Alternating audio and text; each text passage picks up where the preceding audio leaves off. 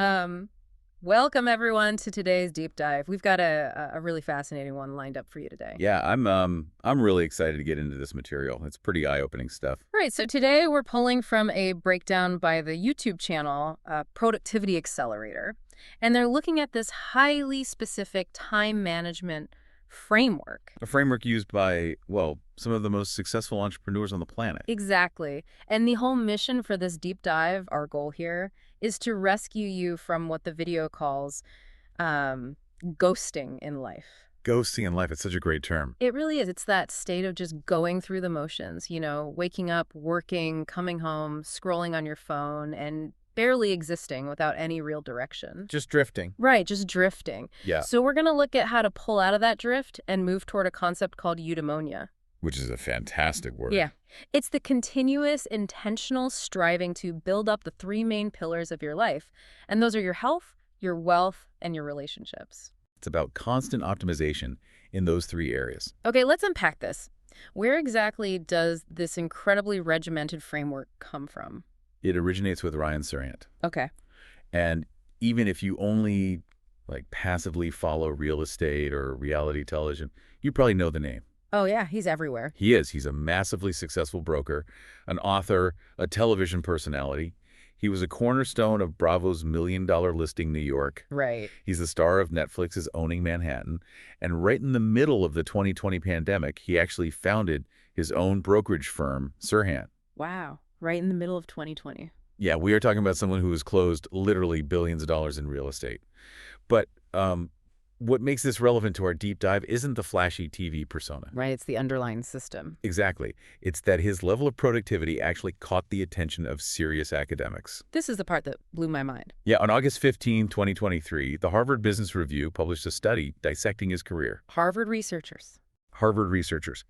And they concluded that his true competitive advantage wasn't his, charismatic sales pitch or his innate market savvy. Okay. His ultimate secret weapon was an extreme, meticulous time management system he calls the 1,000-minute rule. That is just wild to think about. You have Harvard researchers essentially looking past the tailored suits and the reality TV drama to study the guy's calendar. They wanted to know how he literally spent his minutes. And step one of this 1,000-minute rule is what we can call the great equalizer. The math of it is so simple. It is. It's based on very simple, non-negotiable math.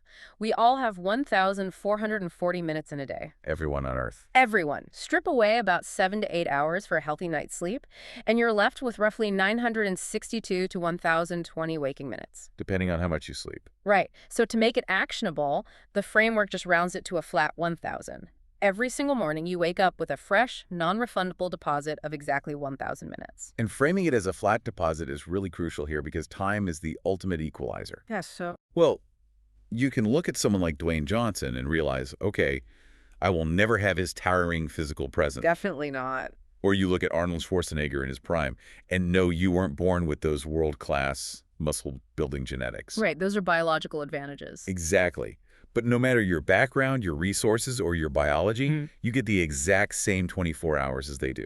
You get the exact same 1,000 waking minutes as Ryan Serhant. I think we all intuitively know that, but when you hear it framed as a fixed daily deposit, it really highlights a pretty massive gap in how we're educated. Oh, totally. Like, we spend years in school learning algebra, learning European history, and cellular biology. Stuff most of us rarely use. Right. But there's almost zero mandatory curriculum on how to efficiently manage the only resource we literally can never earn more of. Which is an incredible oversight, honestly. Because failing to understand the math of your time leads to some truly irrational behavior. Like what the video talked about. Yeah, and that brings up the core of step 2 in this framework, which is knowing your worth. The breakdown points out this hilarious but totally accurate psychological paradox. The coffee shop example. Yes. If someone at a coffee shop shortchanged you a $5 bill, you would notice immediately. I'd be pretty annoyed. You would probably speak up, demand your money back. Yeah. People fiercely guard small amounts of physical cash. But that very same afternoon, that exact same person will happily sit through a terrible hour-long conversation they have absolutely no business being in. Yep. Or they'll sit on the couch and mindlessly scroll social media for 2 solid hours, gaining absolutely nothing from it. We act like bodyguards for our pennies, but we leave the vault door wide open for our minutes. The psychology behind that is simple, though. It's about visibility. A $5 bill is tangible. When it leaves your hand, your brain registers the loss. You literally see it disappear. Exactly. But time is invisible. Because we can't physically see it depleting, we treat it as if the supply is infinite. The framework argues that the only way to fix this is to force that invisible resource to become visible. By assigning a literal calculated dollar amount to it. Precisely. Here's where it gets really interesting. The source actually provides specific formulas to calculate this based on how you earn a living. Let's walk through those. Let's look at the hourly worker first. Hmm. Say you work at McDonald's making $10 an hour. Okay. The framework says you do not value your time at $10. You double it, making your time officially worth $20 an hour. Yes, and the logic here is rooted in basic business economics. Break that down. Any successful business generates profit by paying you less than the total value you produce. Right, otherwise they wouldn't hire you. Exactly. If you are ambitious, you need to mentally claim that surplus value. By doubling your wage, you are setting a psychological baseline for your true worth. Wait, I have to push back on that a little bit. Go for it. If I'm an hourly worker, literally only getting paid $10 an hour, pretending I make $20 doesn't magically pay my electric bill, how does that mental math actually help me in the real world? Practically, it doesn't pay the bills today. You're completely right. But psychologically, it alters your decision-making. Okay, how? If you genuinely believe an hour of your life is worth $20 instead of $10, you stop volunteering for low-value tasks that keep you stuck at that $10 level. It forces you to look at your off hours differently. Like how you spend your evenings. Right. You start asking, how do I upskill during my free time so my actual paycheck matches my $20 valuation?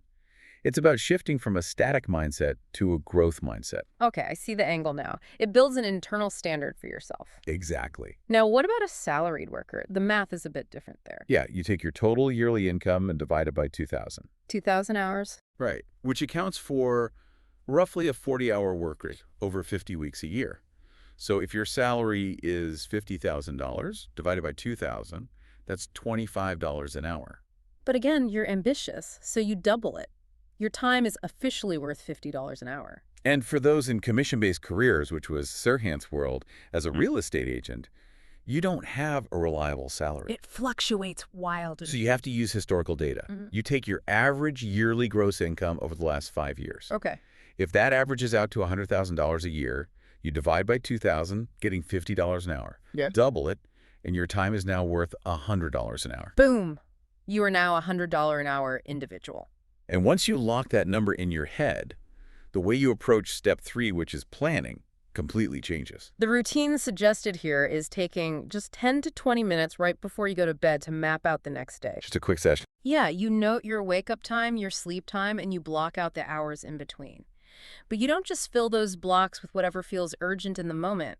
You have to aggressively prioritize high ROI or return on investment tasks. Because if you don't plan the night before, you wake up and default to the path of least resistance. Which, for our $100 an hour real estate agent, the path of least resistance is waking up, slowly checking emails, maybe updating a social media profile. Those are low ROI tasks. Right. A structured nightly plan forces that agent to look at the blank hours and slot in hard lead generation, making cold calls, securing new clients. Because that is the only activity that actually justifies their $100 hourly rate. And that concept leads perfectly into one of the most practical examples in the breakdown, which they call the grocery trap. This is a great example. Let's keep using our $100 an hour agent. They need food for the week, so they decide to go grocery shopping. Between the drive to the store, navigating the aisles, waiting in the checkout line, which I personally despise, loading the car, driving back, and unpacking, the whole errand takes 3 hours. 3 hours. That agent just spent $300 in time to purchase maybe $100 worth of food. The math is completely upside down. It's a startling realization when you frame daily chores as a literal drain on your newly established hourly rate. It changes everything. The source offers a ruthlessly practical solution here. Use a grocery delivery subscription service. Pay the $10 monthly fee. Pay for your groceries, leave a generous tip for the driver, and you are done. You just bought back 3 hours of your life for a fraction of what your time is actually worth. Exactly. And this is where that concept of eudaimonia really kicks in for me. Buying back those 3 hours doesn't mean you just sit at your desk and do 3 more hours of cold calling. No, Right. not necessarily. You can take that reclaimed time and invest it into the other pillars. You can spend an hour at the gym for your health and 2 hours having an uninterrupted dinner with your family for your relationships. And that is the ultimate goal of the framework. It's really about how you view delegation. Unpack that a bit. The underlying philosophy isn't just a hack for getting groceries.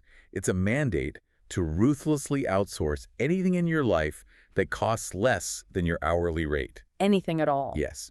As you outsource those lower value tasks, you free up massive blocks of time. You invest that time into high ROI activities, which eventually increases your baseline value. So suddenly you're making more money. Right.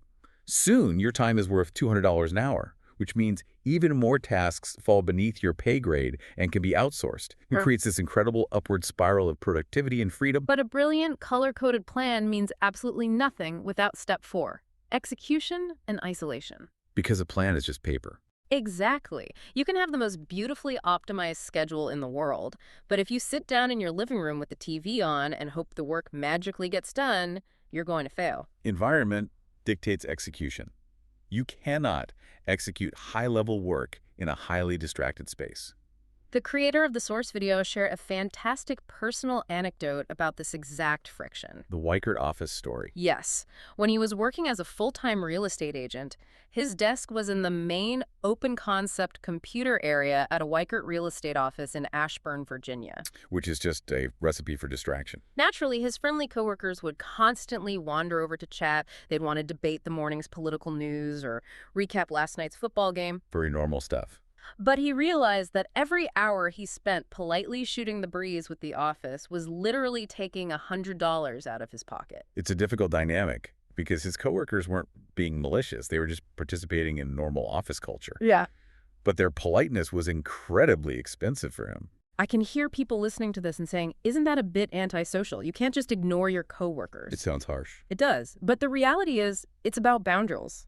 To protect his time, he realized he had to physically isolate himself. If a private class office was empty, he'd claim it.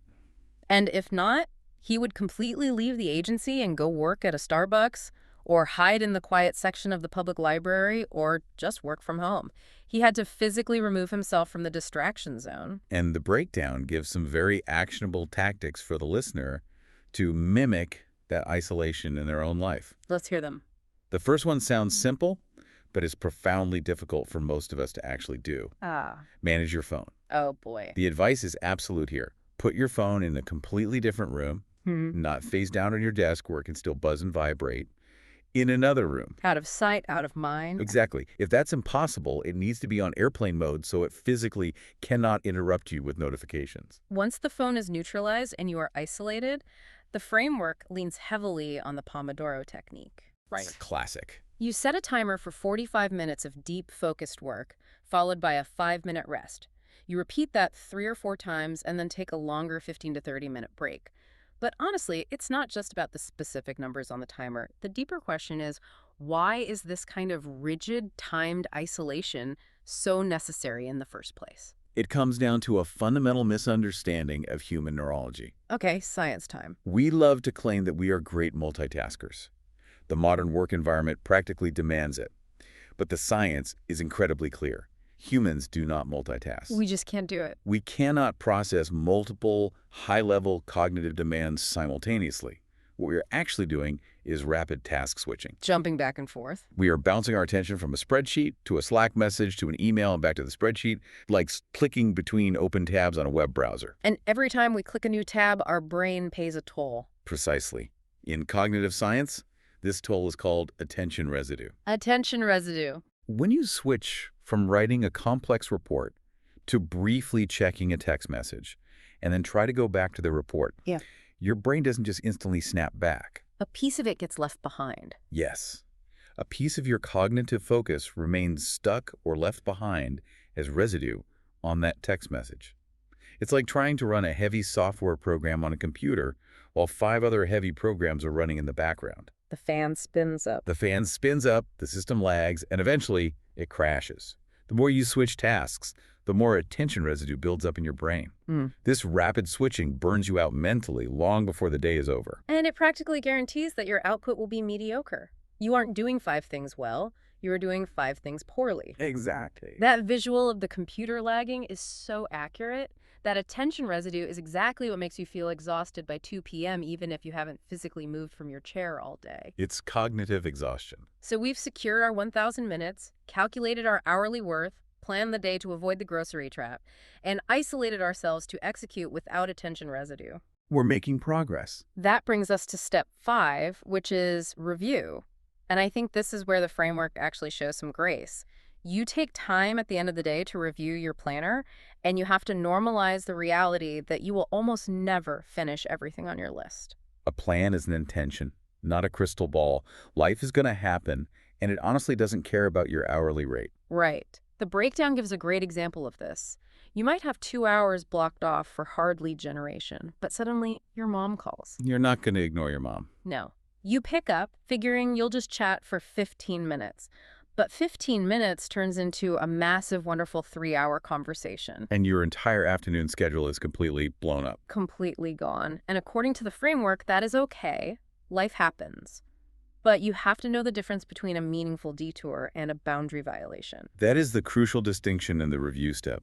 When you look at the tasks you missed, you weren't just crossing them out, you were investigating why they didn't get done. Looking for the root cause. Was it a rare, deeply valuable anomaly, like spending 3 hours catching up with your mother?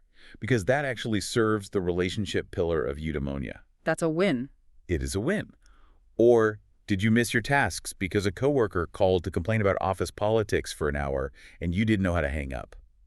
So what does this all mean? It means we have to talk about the friction of setting boundaries. The source material actually goes on a pretty intense mini rant about this, specifically regarding phone calls. It does pull no punches here. The hard truth presented is this: just because someone calls you does not entitle them to your time. That is incredibly difficult for people who struggle with people-pleasing.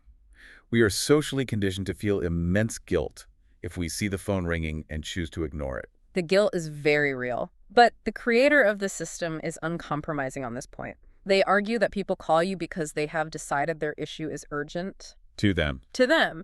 But if you really analyze it, 95% of the time, it is not an actual emergency. Not even close. It could have easily been a text message. It could have been a voice note that you listened to on your own schedule. Or it could have waited until the next time you saw them. If you answer every ring, you are allowing other people to dictate how you spend your 1,000 minutes based entirely on what they find important, not what you have prioritized. You have to protect your time, even if it feels uncomfortable to let the phone go to voicemail. Which perfectly sets the stage for the final piece of the system. Step 6. Optimize. Bringing it all together. The review process feeds directly into optimization. You are constantly striving to, as the old saying goes, sharpen the saw. You analyze the root causes of yesterday's failures. Yes.